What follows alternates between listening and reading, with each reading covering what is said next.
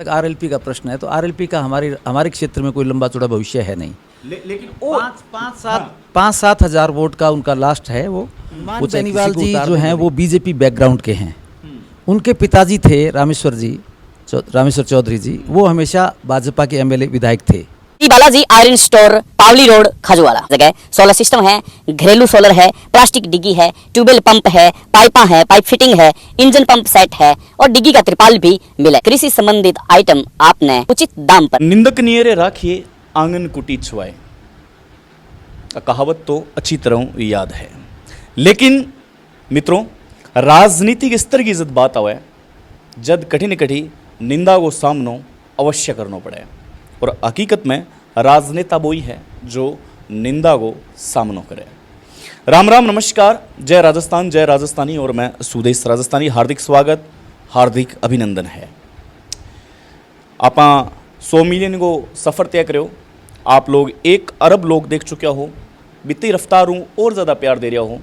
अब मेरे और मेरी टीम के लिए बहुत गौरव करने वाली बात है।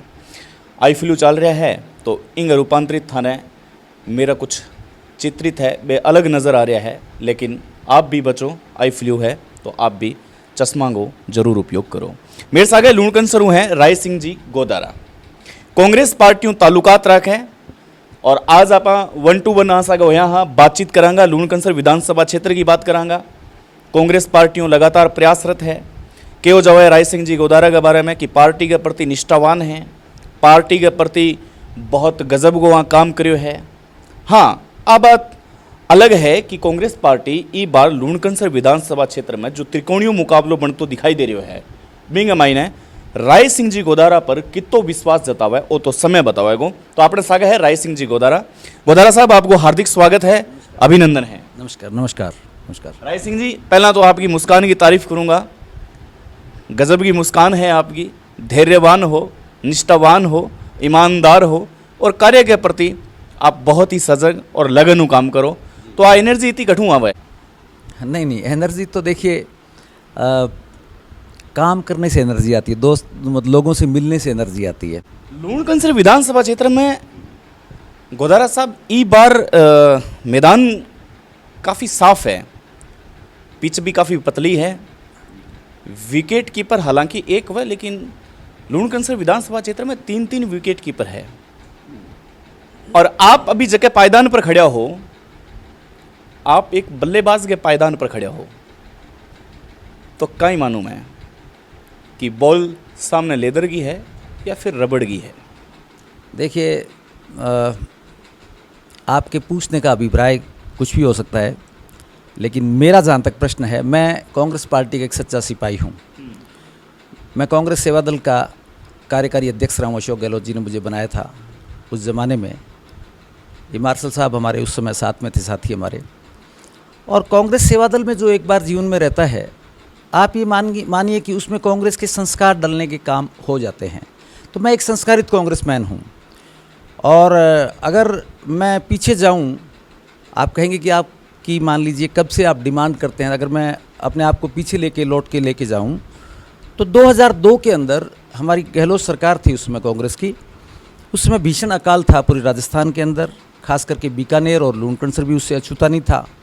और उस समय मेरी एक संस्था है राजीव गांधी मानव कल्याण संस्थान। राजीव जी से मैं बहुत प्रभावित था, उन्हीं से प्रभावित होकर के कांग्रेस की राजनीति में जुड़ा था।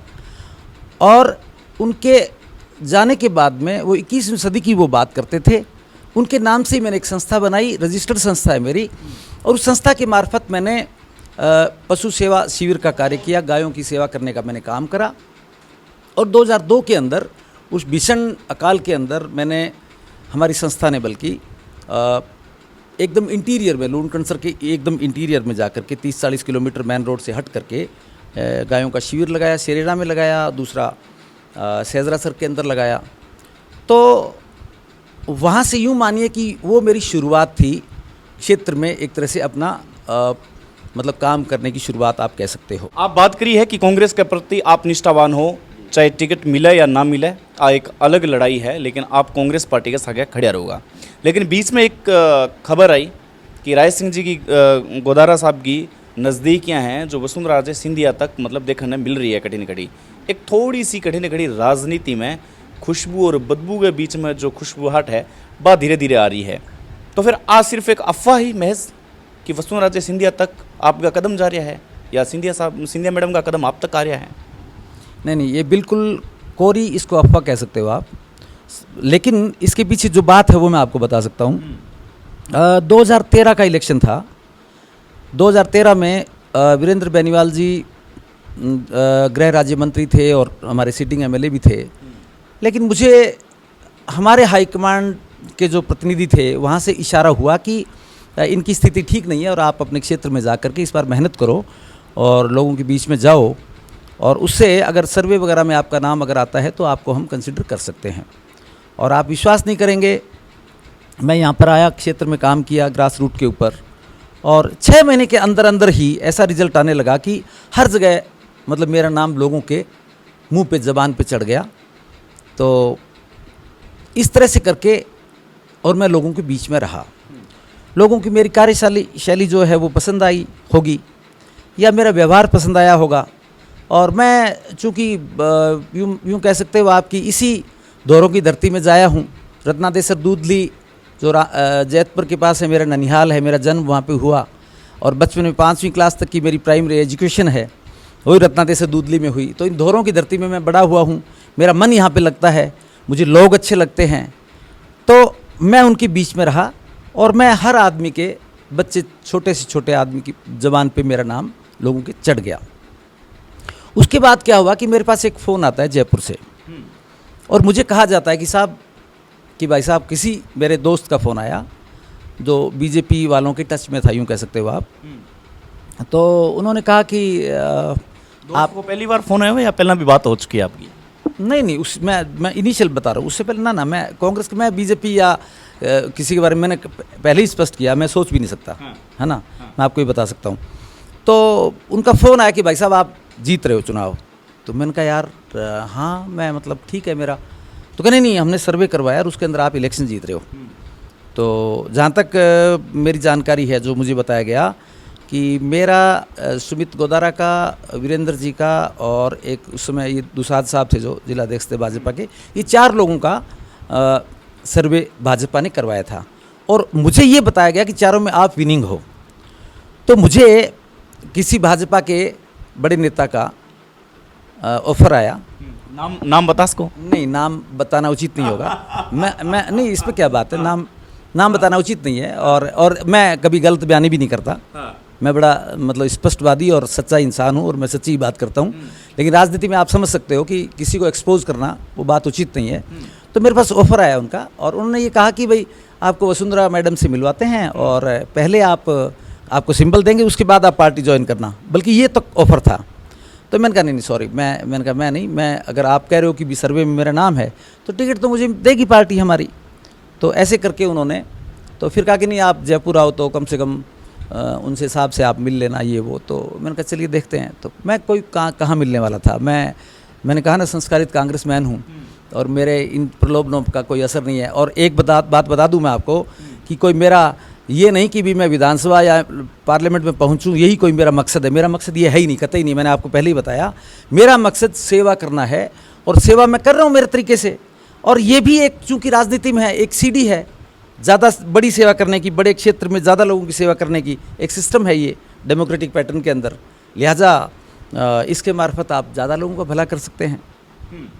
तो जो आदमी ये सोचे कि मुझे येन केन प्रकारेण विधानसभा या लोकसभा में पहुंचना हो, या तो वो एक अलग बात है, उन लोगों पे लागू हो सकती है ये बात। मेरे जैसे आदमी की, जो संस्कारित कांग्रेसमैन है, और मैं तो इवन कांग्रेस छोड़ करके, या मुझे कहना चाहिए कि पार्टी बदल करके, मैं बदलने की सोच भी नहीं सकता। जो बुजुर्गों का जो बेटा है, युवा है, बे युवा तो फिर मतलब एक होड़ सी मच रही है कि ई बार तीसरे मोर्चे ने पसंद करियो जा रहे हैं लूणकन सर विधानसभा, और आप भी कठिन मान रहे हो कि तीसरो मोर्चो राजस्थान में आ रही है। आपने अगर मतलब टिकट मिला है कांग्रेस हूँ, तो आप क्या सामना करोगा? जी कि आपके विपक्ष में बता दूं कि एक प्रभु जी सारस्वत है, वे भी आपके विपक्ष में है, और तीसरो मोर्चो में बात करूँ हनुमान बेनीवाल जी की पार्टी RLP भी आपके सामने है, हालांकि भाजपा ठीक है काफ़ी लोग नाराज है, कह रहा है कि काम धंधा होया को नहीं, काफ़ी धरातल पर समस्याएं हैं, लेकिन ये दो चुनौतियों आप क्या निपटने वाला हो?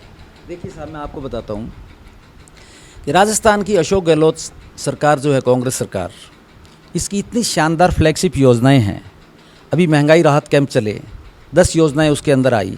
तमाम योजनाएं मैं आप चाहो तो रिपीट कर सकता हूँ, चाहे वो बिल्कुल लगातार मैं भी लगा रहा हूं। चिरंजीवी योजना थी, चाहे वो हज़ार रुपये पेंशन करने की बात थी, है ना, चाहे नौजवानों की बात कर लो आप, चाहे लंपी में 40,000 रुपया किसान को देने की बात मान लीजिए, या 40,000 दो दुधारू पशु है उनका बीमा फ्री मान लीजिए, 10 लाख रुपए का बीमा फ्री है। तमाम तरह की जो योजनाएं हैं, 500 रुपये में सिलेंडर देने की बात चल रही है। और अभी तो मुख्यमंत्री जी ने जो 850 रुपये लेते थे, वो भी मतलब 8 लाख से कम की ओबीसी और इनकी जो है 8 लाख से कम अगर आय है तो वो 850 रुपये वो भी राइट ऑफ कर दिए हैं। इस तरह की तमाम हमारी योजनाएं हैं। और निश्चित तौर पे जो आम आवाम है इस बात को समझ चुका है कि अगर अगली बार नेक्स्ट टाइम में 2023 के अंदर कांग्रेस की सरकार रिपीट नहीं होती है, तो ऐसी परिस्थिति के अंदर निश्चित तौर पे आने वाली सरकार इन तमाम जो लाभकारी योजना है इनको बंद कर देगी। इसलिए मेरा ये मानना है कि हमारी जो योजनाओं में इतनी ताकत है, उनको देखते हुए चाहे वो थर्ड फ्रंट आए, चाहे कोई और आए, चाहे भाजपा आए, मैं नहीं समझता कि कांग्रेस को कोई रोकने वाला इस बार है। भाजपा अगर टिकट नहीं देवे प्रभु दयाल जी सारस्वत ने, तो इनको फायदो है जो फायदो कांग्रेस पार्टी ने मिलने वाला है। देखिए, ये भाजपा का अपना अंदरूनी मसला है। वो प्रभु दयाल जी को देते हैं, सुमित जी को देते हैं, किसी और को देते हैं, ये उनका मसला है। मैं समझता हूँ कि मैं तो मेरी बात कर सकता हूँ साहब, अगर मुझे कांग्रेस की टिकट मिलती है तो चाहे कोई सिंह जी आए भले ही, भाजपा किसी को उतार दें यहाँ पे, उनको चारों खाने चित्त होना ही पड़ेगा, ये निश्चित सी बात है। मेरी सेवा है, मेरा समर्पण है, मैं लोगों के बीच में रहता हूँ, उनके दुख तकलीफ को समझता हूँ, और मैं थनके मन तो कोड है साहब ये बात को। मुझे मतलब शौक है इस बात का, मुझे राजनीति करने का। मैं कोई प्रोफेशन के लिए राजनीति नहीं करता मैं। लेकिन कांग्रेस पार्टी के लिए या फिर राय सिंह गोदारा के लिए एक सरदर्दी आप भी बन सके कि जो जाट वोटर है, बे कठी कठी युवा वर्ग है, बन किया मतलब आपके सत्ता पक्ष की ओर ले गया होगा, आपकी तरफ किया ले गया होगा कि भाई आप थे हमारे से जुड़ो, क्योंकि जाट वोटर आधा जो युवा है बे रियलिटी में आरएलपी ने पसंद कर रही है। और हालांकि बुजुर्ग कांग्रेस का वोटर है, 2 खेमा बन चुके हैं एक परिवार के मायने, इन्हें क्या समझाओगा? नहीं, देखिए मेरी बात, जहाँ तक आरएलपी का प्रश्न है तो आरएलपी का हमारे क्षेत्र में कोई लंबा चौड़ा भविष्य है नहीं। लेकिन 5-7 हज़ार वोट का उनका लास्ट है। वो चाहे किसी को उतार दें भले ही, उनकी लंबा चौड़े उनका कुछ बनता नहीं है। यहाँ पे लोग असल में तो सच तो ये है कि यहाँ लोग अभी परेशान हो चुके हैं, तंग आ चुके हैं, वो सरकार के साथ रहना चाहेंगे। उनको निश्चित तौर पे लग रहा है कि इस बार हर हाल में कांग्रेस की सरकार रिपीट हो रही है, इसलिए कांग्रेस के साथ रहना वो पसंद करेंगे और जीतने वाले के साथ में जाएंगे लोग। ठीक है, नौजवान कुछ चंद जा सकते हैं, तो सारे वोट तो एक साथ पड़ते नहीं है ना। आई मैं कह रहा हूँ ये पर चर्चा करनी बेहद जरूरी है, और हालांकि प्रश्न को उत्तर भी आप ही देगा। मैं आज चीज देख रहा हूं और आज चीज समझ रहा हूं कि जाट वोटर के मायने आप समझो कि बुजुर्ग है जो अजय तक कांग्रेस को हिस्सों बन रहा है, नो डाउट कांग्रेस को हिस्सों है, बे कई तीसरे मोर्चा ने पसंद नहीं कर रहा है ना, बे भाजपा में जा रहा है, लेकिन जो यंग जनरेशन है बे आरएलपी की ओर मुड़ती हुई दिखाई दे रही है। तो आप क्या कन्विंस करोगा भी युवाओं ने, क्योंकि आधा तो परिवार हूँ, 4 सदस्य है तो 2 सदस्य आपके साइड में, 2 सदस्य आरएलपी की साइड में, तो इनको नुकसान तो कटी न कटी कांग्रेस पार्टी हो रही है ना कि भाजपा हो रही है। देखिए, मैं आपको एक बेसिक बात बताता हूँ आरएलपी की। आरएलपी पार्टी के जो संयोजक हैं वो हनुमान बेनीवाल जी हैं। हनुमान बेनीवाल जी जो हैं वो बीजेपी बैकग्राउंड के हैं। उनके पिताजी थे रामेश्वर चौधरी जी, वो हमेशा भाजपा के एमएलए विधायक थे, ठीक है, और ये इनकी उत्पत्ति भी भाजपा की पार्टी से ही हुई है। और आज भी हनुमान बेनीवाल जी भाजपा के सहयोग से ही मेंबर पार्लियामेंट है नागौर से। ये समझ रहे हैं आप इस बात को? मेरा ये मानना है कि जो बीजेपी माइंड के लोग हैं, वो चाहे जाट हैं चाहे अदर्स हैं, उन्हीं लोगों को हनुमान बेनीवाल जी प्रभावित कर सकते हैं, और वही लोग उनके साथ लगे हुए हैं। इसलिए मैं ये समझता हूं कि कांग्रेस पे कतई फर्क नहीं है इस बात का। अगर हनुमान बेनीवाल जितना मजबूत होते हैं, निश्चित तौर पे उतना भाजपा को नुकसान है, ना कि कांग्रेस पार्टी को। ये मेरा मानना है, और निश्चित तौर पे ये पक्के तौर पे मेरा ये व्यक्तिगत रूप से मानना है। अंतिम प्रश्न करूंगा राय साहब, अंतिम प्रश्न वो है कि आप लूणकंसर विधानसभा क्षेत्र को जो शहरी हिस्सों है हालांकि मैं काफ़ी बार जा चुके हूँ। आप मुख्य समस्या मतलब कहीं देख रहे हो, शहरीकरण की समस्या कहीं देख रहे हो, अगर लुणकंसर विधानसभा क्षेत्र की मोटी मोटी बात करी जाए तो?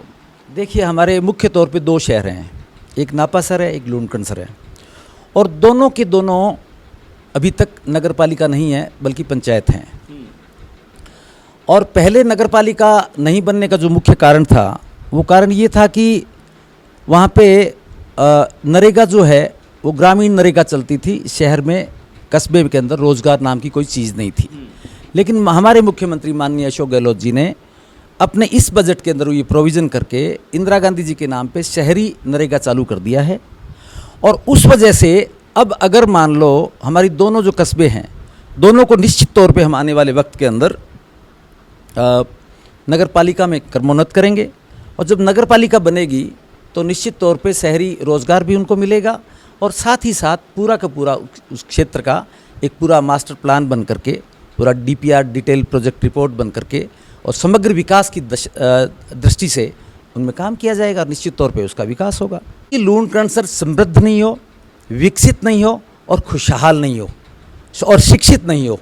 विकसित लुणकंसर, शिक्षित लुणकंसर और खुशहाल लुणकंसर जब तक नहीं होगा, जब तक मैं चैन की सांस नहीं लूँगा और ये सब मैं करवा के रहूँगा।